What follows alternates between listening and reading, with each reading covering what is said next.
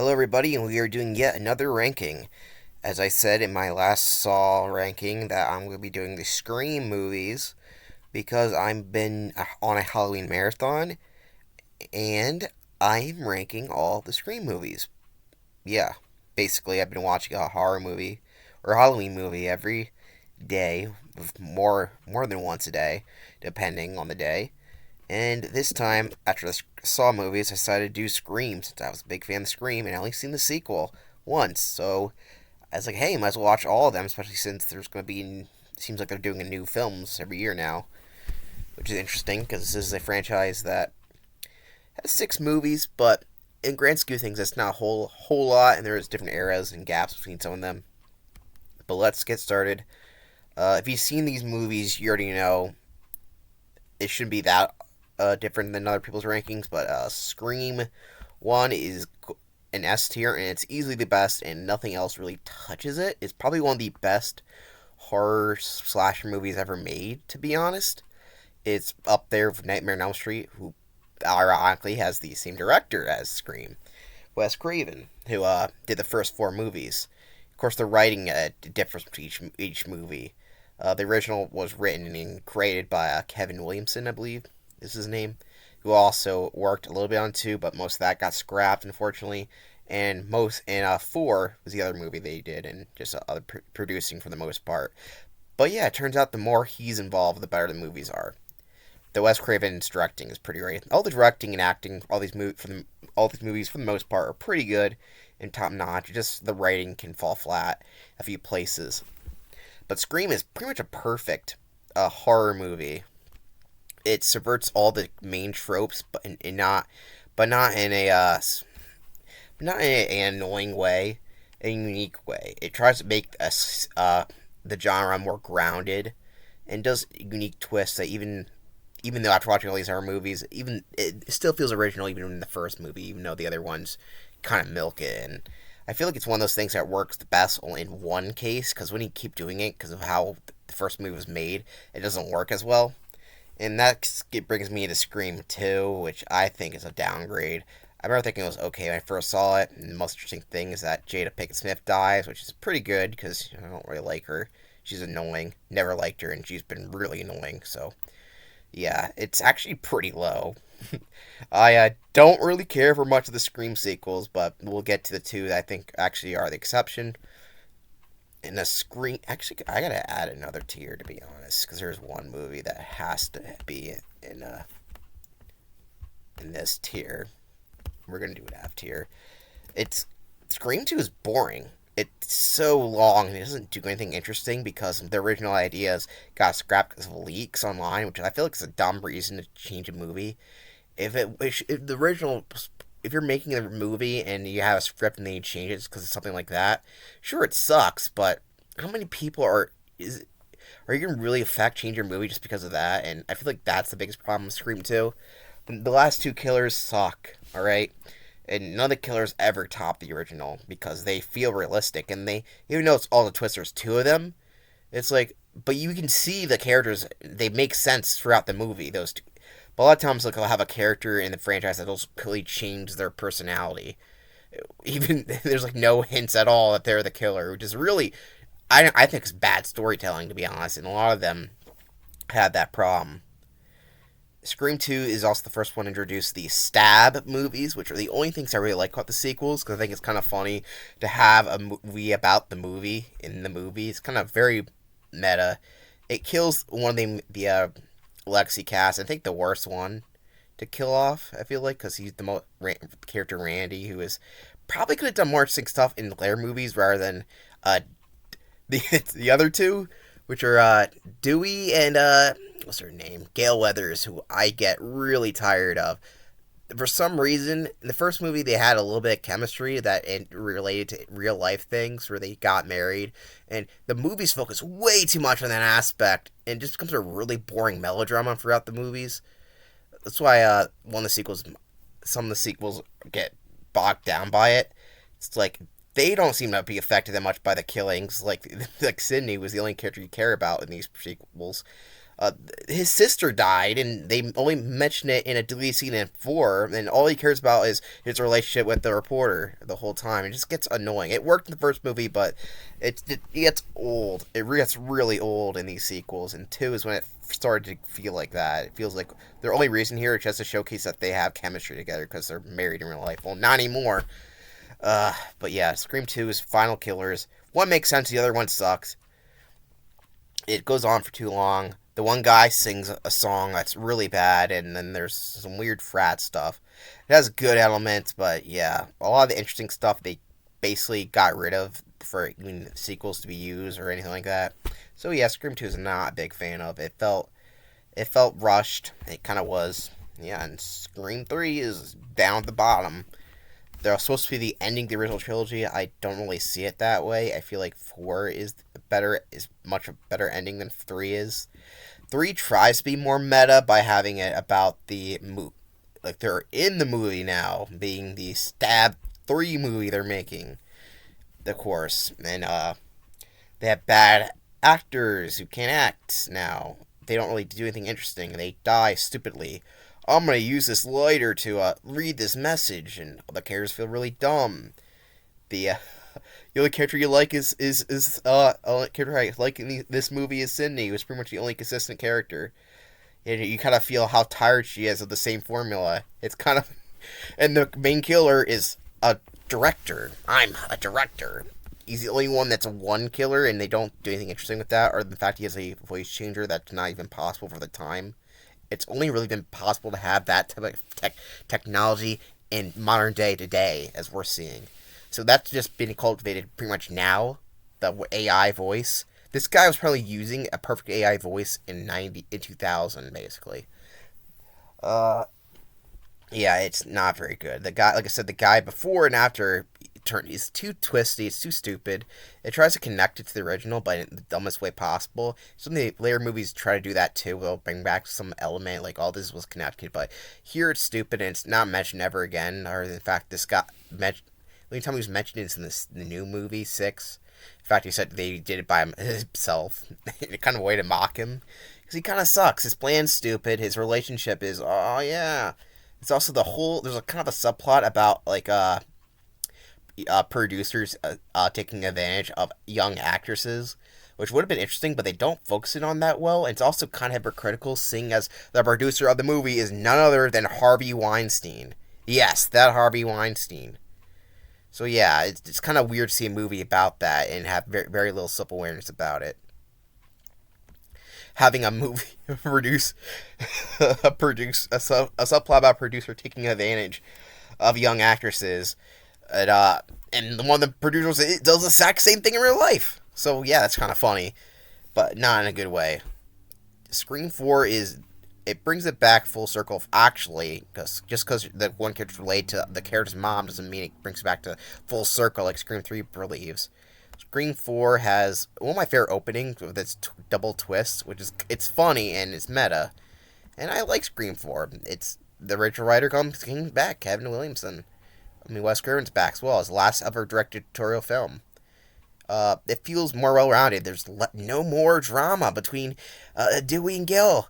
Wow, it's amazing that they didn't focus on that so much. I mean, they're married now, and they still have a conflict, but it's not like there's not all that melodrama like 2 and 3 where they go for the same arc over and over again. It's so annoying. And it feels like there's progression. We got a new cast of characters, and they're basically going for the laws of a remake, which were all the rage at the time. There's all these remakes. Also, the characters we're watching apparently going to watch Saw 4 at one point, which is like, hey, I saw Saw 4, but it would have been better to say Saw 2 because it turns out that one of the actors from Saw 2 is in this movie, and he tries to be gay, or pretends to be gay, and he dies. That's kind of funny. It's funny, it comes full circle, it has an interesting character who wants to be famous, basically, get all the glory. They feel more realistic, the killers, but they're still not that great, and the ending is kind of weird. You can tell that they changed it a little bit, but hey, Scream 4 X redoes the original, but in a way to kind of end it on a high note. Of course, we gotta get more movies. So Scream 5 came out after with a movie that no one really wanted to make because Wes Craven was dead and he was basically the glue that held all these movies together. But they did, and what did they do? Well, they just made Scream 4, but worse, essentially. There are some good elements to Scream 5, but one, the title sucks. It's called Scream, and they make a joke about it in the movie that there's a Stab movie that's not called Stab 8, and it sucks because it's directed by Ryan Johnson, who is a scumbag. Which, well, Star Wars doesn't really have anything to do with Scream, so I don't really understand that at all, but okay. And yes, I am a person who hates movies that are sequels but are just called the original name because it's just confusing for people, everybody. It can be even good with good products like the God of War game. It's a good game, but the first one's called God of War. Why would you do that? Sonic franchise do the same thing. Sonic 06 is just called Sonic the Hedgehog. They've been doing it for a while. I think everyone hates it. It's annoying. If you're going to be doing some kind of reboot, give it a unique name so it's not confusing to look it up. I hate typing in something and I'm going to type in the date. It's so dumb. It's so stupid. I hate it. It's Scream 5. They're introducing some new characters. The killers are just repeats of Scream 4, basically. Not the same characters, but the same thing. But they hate the original movies. They want to make their own, I guess. It's kind of dumb, and Scream 4 did it better. Actually, them trying to like make a movie out of it and fame, but here they just hate it, so they're gonna kill people, I guess. They're not even aiming towards the original cast this time. Even though one of them dies. Spoiler alert. Uh, by the way, most of them are pretty much pointless in this movie. They go to the house. It's the original house. Whoa, that was dumb, and yeah, there's interesting elements we got, and yeah, it's not my favorite. It just feels too rehashy and too meta. Like Scream 4 was pushing the madness a little bit, but it still worked. While Scream 5 just tried way too hard. There is some interesting stuff that I think is unique, but the fact that it's Rise of Retread and then it has the characters who completely act differently before and after they become the killer. Okay, I didn't like that, especially when if you can't see it like before and after, like it doesn't make any sense. That's not a good killer reveal. That means you can put basically anyone can be the killer. It doesn't. I mean, everyone is a suspect, but do something unique. And so their string cast members are in the house again for no reason. It feels very shoehorned in. Like, yeah, let's go in here. I'm gonna ditch my kids just because I want to kill more copycat killers. Uh, yeah, Scream 5 was not a big fan of. However, Scream 6, same people, and most of the same cast. They did good. They done good. Scream 6 is basically kind of a retread of Scream 2, but Scream 2 was good. It didn't have crappy singing in the cafeteria, and it is long, but the setting is cool. It has unique stuff in the Scream. Like, if you're gonna do Scream movies, you gotta at least do new stuff with them. You can't rehashing Scream original is fine, but they Scream 4 kind of did that. So when you do in Scream 5, I don't care as much. I guess it's different when they came out in different time areas, like 2011 and 2021, I believe. This one, 22 maybe. It was when they came out, so it's different. Yeah, it's cool to see that again, because in theaters, but if you're watching these all in a row, which a lot of people are, because they are all connected, it just, what is the point? Scream 7, screw it, I think 7. Scream 6 is much better because it does bring things, again, full circle, bring back interesting elements from other movies, but being completely new. It takes place in New York. Ghostface takes Manhattan. They actually do play Friday 13th. Jason takes Manhattan in the background in one of the scenes. And there's a lot of interesting things, like the guy at the beginning of the movie, he gets killed. Big thing problem I have with Scream 6 is not a problem with watching it, but this came out this year. It didn't come out this time of month like the other horror movies are. It came out in the beginning of the year. Why? I know Scream 1 came out in December, but that's because the studio, it sucks. But this is like one of those things that makes no sense, especially since, guess what, Scream 6, guess what time it takes place? Yes, Halloween, and it's not coming out in that month. Like, unless you're making a like uniquely themed like horror movie, like this Thanksgiving movie that's coming out in November, it looks really stupid. Why would you have? Why is it not in Halloween? I can't even speak right. Scream though, yeah, there's great scenes. The using the unique setting and just doing different stuff with the movie. And there's not one, not two, but three killers, which is actually very unique. That ties into the last movie much better.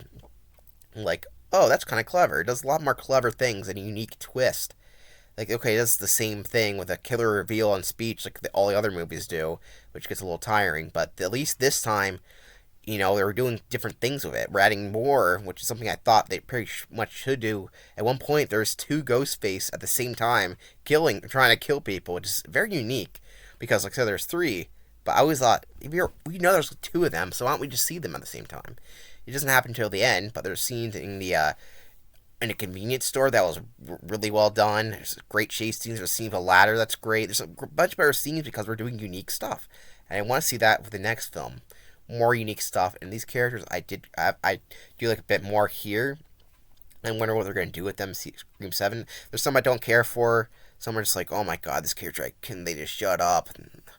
But other than that, Scream 7 also doesn't rely on the old cast, which is the only time I don't really care about them. It's like, I like the original cast, but most of them are dead. Okay, we had 4 going to Scream 2, and then we had 3 of the rest of them. 2 of them just debated about their love life, and 1 basically have no reason to be in any of the movies. Like, they basically have their own their own life now, and it doesn't really make sense to bring them in randomly. So it's like, you kind of going to move on. It's probably one of the problems with these Scream sequels, is that it doesn't make sense for them to keep bringing them back. You know what I mean? So yeah, Scream 7 it's the end. It's not the end. I know I keep saying it's the end, but it's the last end of this video because I got nothing else to say. Sorry if I rambled on a bit, but yeah. If I would watch these Scream movies, I'd probably only rewatch the first one a bunch of times. But yeah, this is the recommendations I have. Maybe when I rewatch these movies sometime, I'm not sure when. I know next year I'll rewatch Scream, but probably not any of the sequels. But next year I will be watching Scream 7 that comes out because I'm just interested to see what they do. But overall, this is one of those franchises where I liked watching the sequels. I did enjoy myself for the most part, even though a lot of them I felt were unnecessary. I feel like that if I just watched the first one and just forgot about the sequels, then I guess I'd be happy. This wasn't as fun as the Saw watching experience, where even though the first one's easily the best of that one, I still got a lot of entertainment from each one. But yeah, hope you guys like this. More ranking videos will be coming. I'm working on the next one, which is going to be the Child's Play movies. Yeah, so I'll see you then, and that might not come out soon enough, but and then we'll be doing a Halloween movie ranking at the end of the year, which should be fun. So thank you for watching, and have a blessed day.